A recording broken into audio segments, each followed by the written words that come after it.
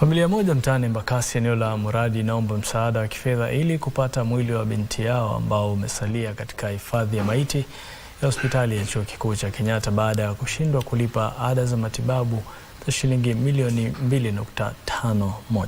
Marehemu Sheri Bahati mwenye umri wa miaka 8 alifariki mapema mwezi huu kutokana na uvimbe kwenye ubongo baada ya upasuaji. Familia yake imeshindwa kuchukua mwili huo kwa mazishi kutokana na deni la bili ya hospitali hiyo. Wanatoa wito kwa wasamaria wema kuwasaidia kulipa gharama hiyo.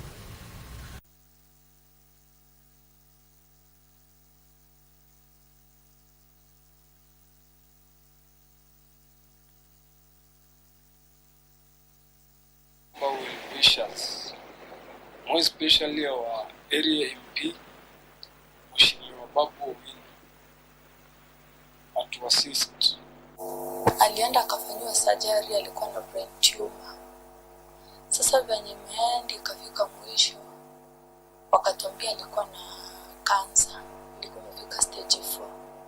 Sasa hakuna venye angesaidika, kumaliza siku 2 akakufa. So my appeal to all well wishers to assist this family ndio hii trauma iondokee. Mwenye angependa kuwasiliana nasi atatumia hii nambari 0724251715. Hata mimi nilikaa hapa na kuwa shaka.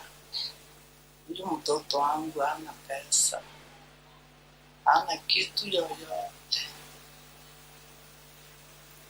Hasa ni kuomba tu wakubwa wetu kama